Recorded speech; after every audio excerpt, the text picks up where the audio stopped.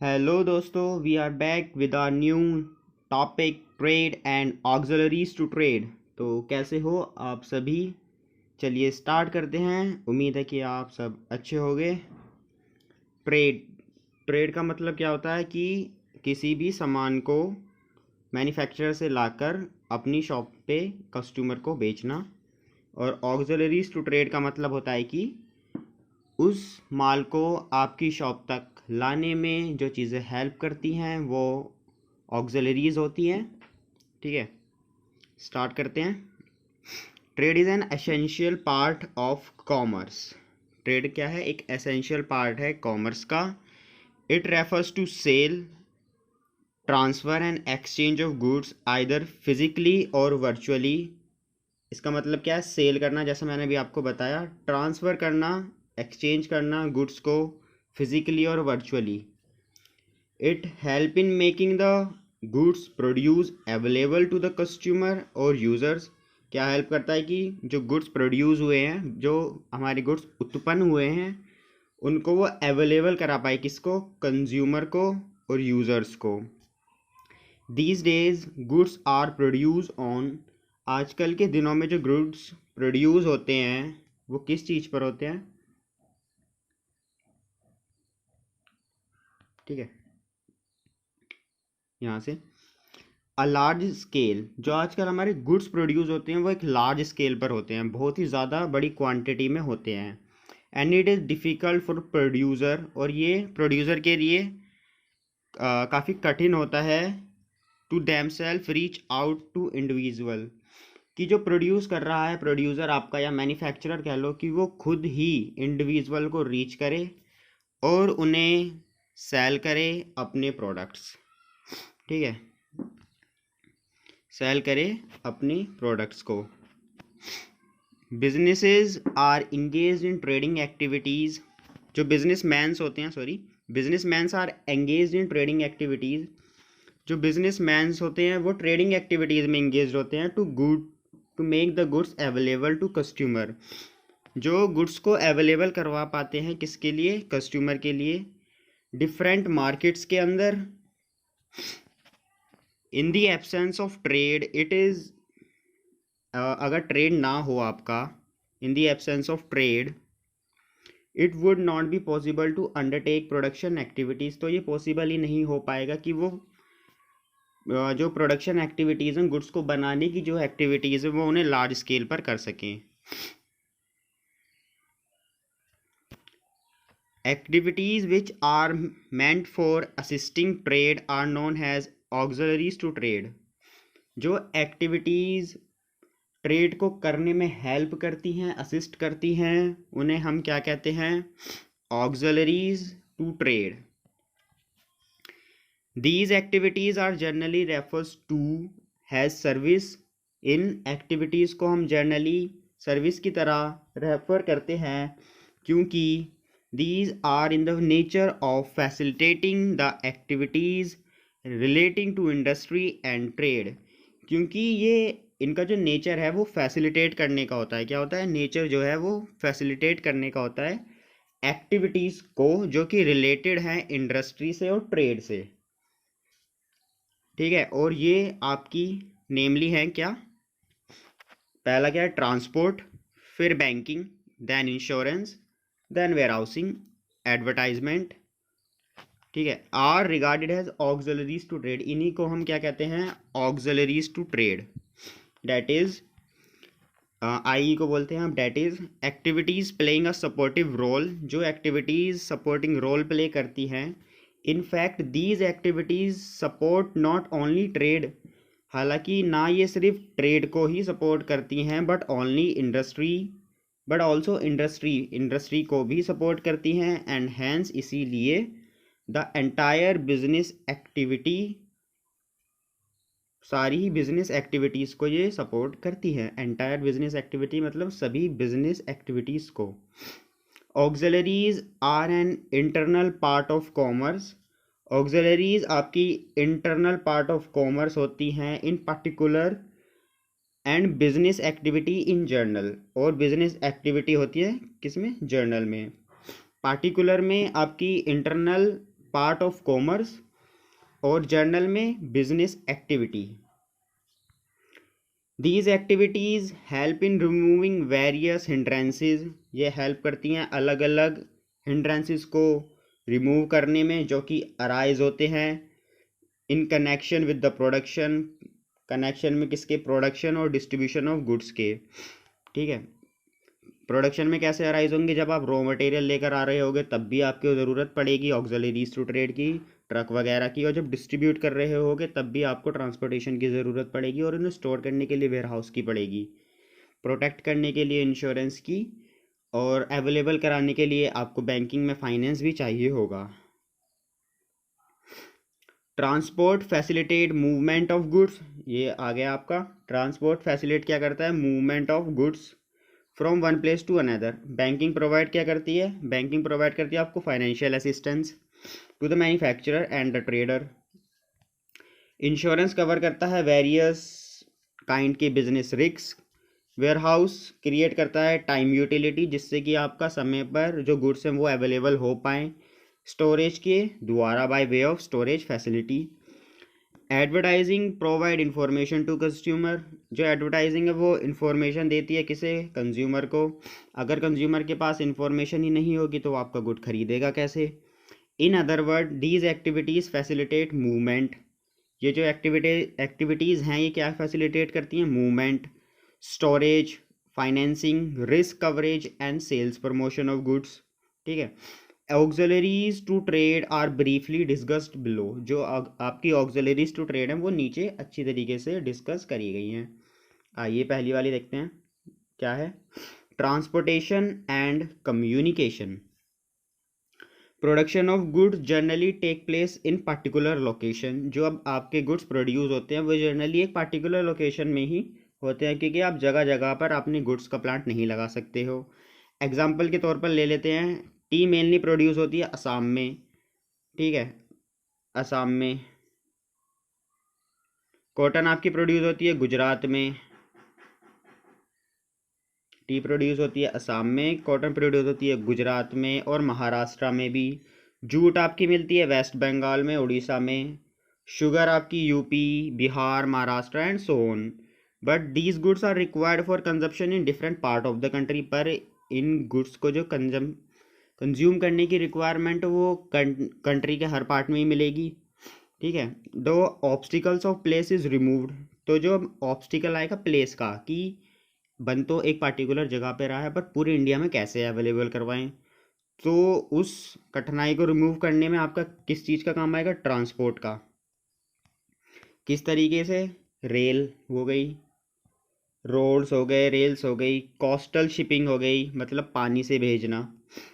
ठीक है, transport facilitate करता है मूवमेंट किसकी, रॉ मटेरियल की, प्रोडक्शन की प्लेस से and the finish product from factories, production की प्लेस तक और फिनिश प्रोडक्ट को फैक्ट्रीज से कंजप्शन की प्लेस तक।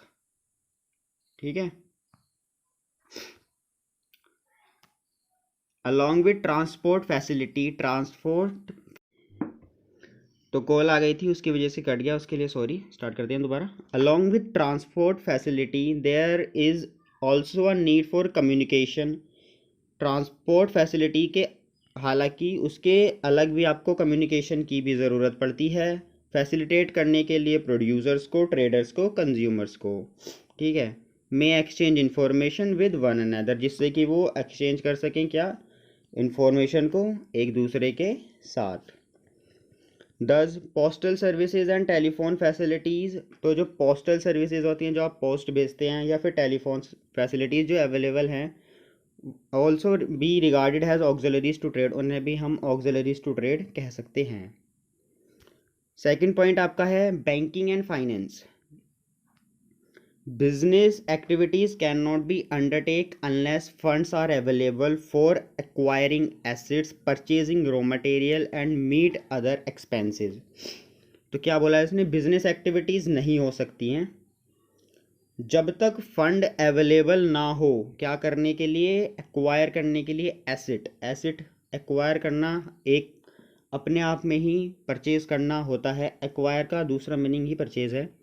ठीक है, और परचेज करना क्या, रॉ मटेरियल। मीट करना अदर एक्सपेंसेस को, जैसे कि फ्राइट हुआ, इंश्योरेंस हुआ, वो भी आपका बैंकिंग से अगर पैसा आएगा तभी तो आप इंश्योरेंस करवा पाओगे। Necessary funds can be obtained by businessman from a bank. जो नेसेसरी फंड्स हैं वो बिजनेसमैन ऑब्टेंड करते हैं कहाँ से? बैंक से। Thus banking help business activities to overcome the problem of finance. तो बैंकिंग हेल्प करती है बिजनेस एक्टिविटीज़ की किस प्रॉब्लम से ओवरकम करने के लिए? फाइनेंस की। Commercial banks generally land money by providing overdraft. जो कॉमर्शियल बैंक्स हैं वो जनरली मनी मतलब पैसा देते हैं क्या करके?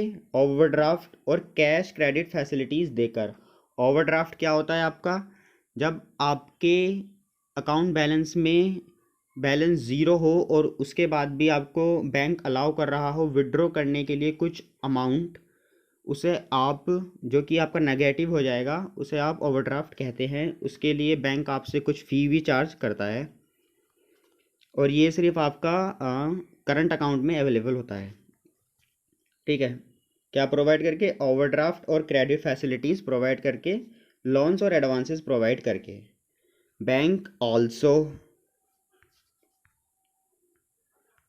Undertake collection of cheque. Bank क्या करते हैं? आपकी चेक भी कलेक्ट करते हैं।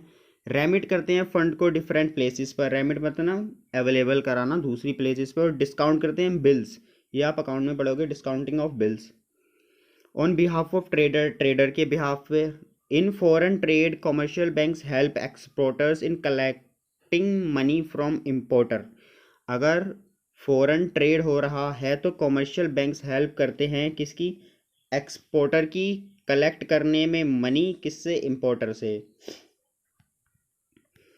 Commercial bank also help promoter of companies. Commercial bank promoters की भी हेल्प करते हैं क्या करने में? राइज करने में कैपिटल। कहाँ से? पब्लिक से। प्रमोटर कौन होते हैं? जो आपकी कंपनी को फॉर्म करते हैं। Insurance. Business involves various type of risk. Business के अंदर अलग अलग तरीके के रिस्क होते हैं, ये एक नेसेसरी पार्ट है बिजनेस का। Factory building machinery furniture etcetera must be protected against. ये आपकी फैक्ट्री हुई, बिल्डिंग हुई, मशीनरी हुई और फर्नीचर हुए, इनको आपको प्रोटेक्ट करना होगा किसके अगेंस्ट में? थेफ्ट, या तो चोरी ना हो जाए, आग ना लग जाए, और कुछ अलग रिस्क भी हो सकते हैं।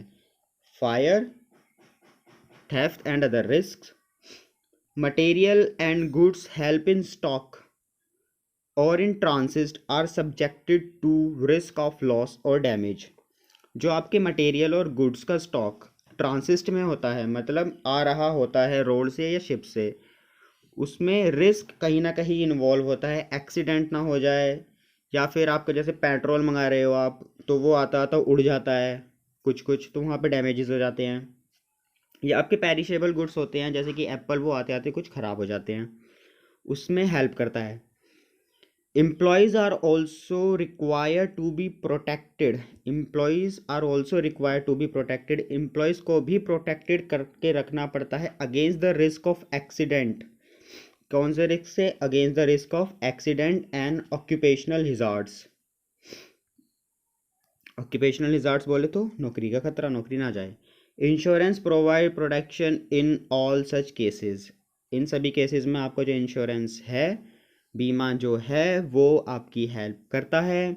On payment of a nominal premium. अब जब आप इंश्योरेंस लेते हो तो आपको एक नॉमिनल फ़ी पर मंथ या फिर आपको हाफ ईयरली या फिर एनुअली आपको पे करनी पड़ती है, और क्वार्टरली भी आप कर सकते हैं।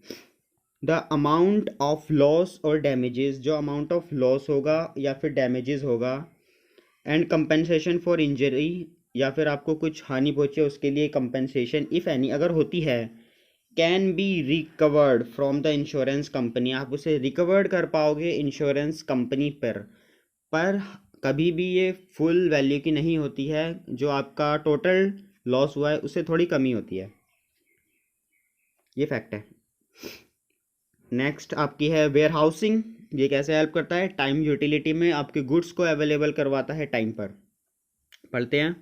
Usually goods are not sold or consume immediately after production.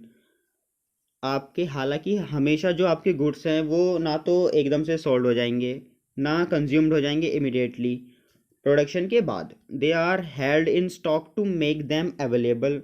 उन्हें आप स्टॉक में रखते हो अवेलेबल कराने के लिए, हैज़ एंड व्हेन रिक्वायर्ड, जब चाहिए होंगे वो। Special arrangement must be made for storage of goods. एक स्पेशल अरेंजमेंट किया जाता है स्टोरेज करने के लिए गुड्स, टू प्रिवेंट लॉस और डैमेज, जिससे कि आप प्रिवेंट कर सको लॉस और डैमेज को। प्रिवेंट करना मतलब टालना।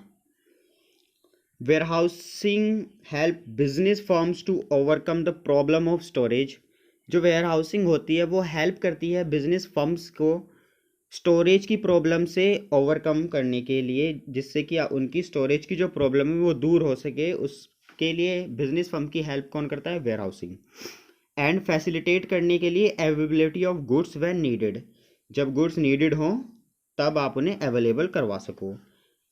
Prizes are thereby maintained at a reasonable rate. जो प्राइजेज हैं वो मेंटेन किए जाते हैं किस रेट पर? एक रीजनेबल रेट पर, ना कि जो ना बिल्कुल ही सस्ता हो ना बिल्कुल ही महंगा हो, एक मिड रेंज रेट जो अफोर्डेबल हो। Through continuous supply of goods, जिससे कि कॉन्टीन्यूस सप्लाई ऑफ गुड्स आती रहे, उसके द्वारा आपके जो प्राइजेस हैं वो मेंटेन किए जाते हैं। लास्ट पॉइंट है हमारा एडवर्टाइजिंग एंड पब्लिक रिलेशन। तो आपने देखा होगा टीवी पर एड वेड आते हैं, तो जैसे कि आपका शाम का टाइम हो और मैगी का ऐड आ जाए तो आप इन्फ्लुएंस होंगे उस ऐड से, और मैगी की क्या है, आपकी रिक्वायरमेंट बढ़ेगी, उसकी डिमांड बढ़ेगी, मैगी सोल्ड होगी। तो उसमें कंपनी को हेल्प होती है ऐड करके, जिससे कि कंज्यूमर अवेयर हो सके और उनके प्रोडक्ट को खरीद सके।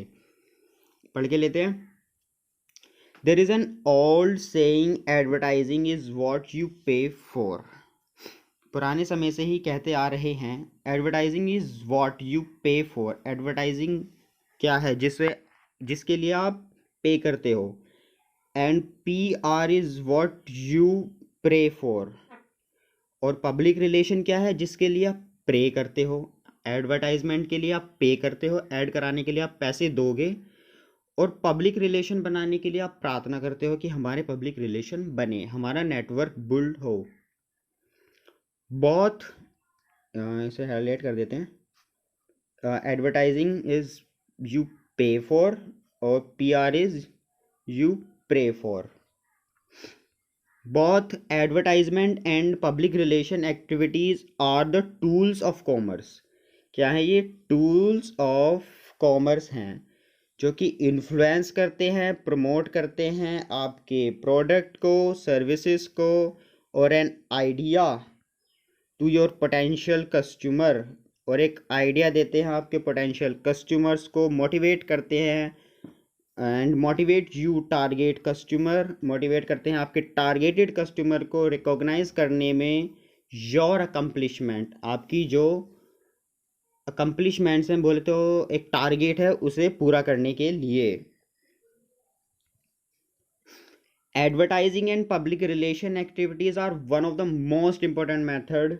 जो एडवर्टाइजिंग और पब्लिक रिलेशन एक्टिविटीज़ हैं are one of the most important method. वो मोस्ट इम्पॉर्टेंट मेथड हैं क्या करने की? प्रमोट करने के लिए आपकी sale of product and services in the market place. आपके प्रोडक्ट की सेल्स और जो सर्विस है मार्केट प्लेस में, उन्हें प्रमोट करने के लिए आपकी एडवर्टाइजिंग और public relation most important method हैं। It is practically impossible for the producer and trader to contact each and every consumer.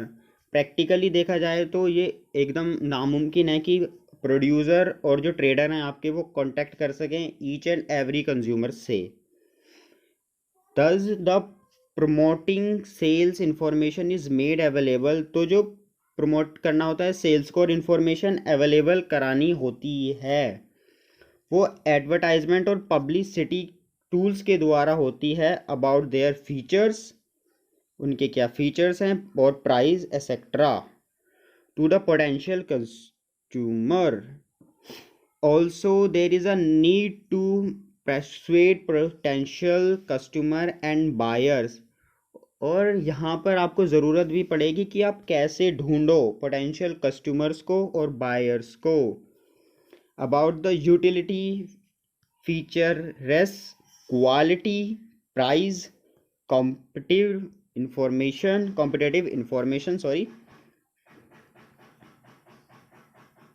Also, there is a need to persuade potential customer and buyers about the utility features.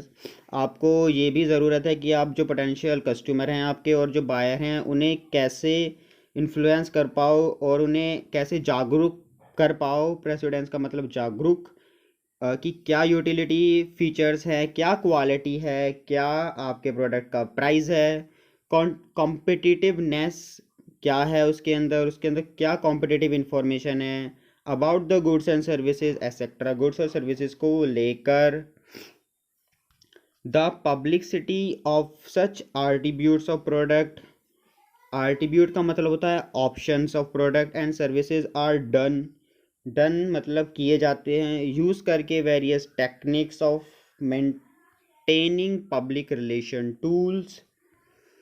The popular public relation tool is the use of press release. जो popular public relation tool है वो है press release का use करते हैं in print and social media platform, जैसे कि आपका न्यूज़पेपर में आता है और टीवी में एड्स आते हैं. Advertising and public relation activities. Advertising और आपकी पब्लिक रिलेशन एक्टिविटीज़ हेल्प करती हैं प्रोवाइड करने में information about goods and services. Available goods and services के बारे में इंफॉर्मेशन प्रोवाइड करने में आपकी एडवर्टाइजमेंट और पब्लिक रिलेशंस हेल्प करते हैं और इंड्यूस करने में कंज्यूमर्स को कि उन पर्टिकुलर आइटम्स को वो खरीदे. Advertisement are always a paid activity where business occupies space in print. Advertisement आपकी हमेशा पेड एक्टिविटी होती है जहां पर आपके बिजनेसेस ऑक्यूपाई करते हैं स्पेस ऑक्यूपाई करते हैं इन प्रिंट और नॉन प्रिंट मीडिया के अंदर टू प्रमोट इट्स प्रोडक्ट और सर्विसेज. अपने प्रोडक्ट और सर्विसेज को प्रमोट करने के लिए. Public relation activities on the other hand, दूसरी तरफ जो पब्लिक रिलेशन एक्टिविटीज़ होती हैं आर नॉर्मली अनपेड. वो नॉर्मली अनपेड होती हैं where businesses enter into a strategic communication. जहाँ पर बिजनेसेस स्ट्रेटेजिक कम्युनिकेशन के अंदर आते हैं और बिल्ड करते हैं एक म्यूचुअली बेनिफिशियल रिलेशनशिप को. तो उम्मीद करता हूँ कि जितना भी हमने आज आपको पढ़ाया वो आपको समझ आया होगा. आज हमने ये कुछ 1.5 से 2 पेज पढ़ के लिए हैं. कल हम ऑब्जेक्टिव ऑफ बिजनेस पढ़ेंगे और इसे हम कंप्लीट करेंगे यहाँ तक. देन फिर हम नेक्स्ट लेक्चर में आपका बिजनेस रिस्क कंप्लीट करेंगे और देन आपका एक रह जाएगा starting of a business. 3 lecture और लगेंगे आपके इस चैप्टर को कंप्लीट होने में. देन आपका ये फर्स्ट चैप्टर कंप्लीट हो जाएगा. Thank you, bye bye, take care and keep learning with me and with your friends. Share this video. Thank you.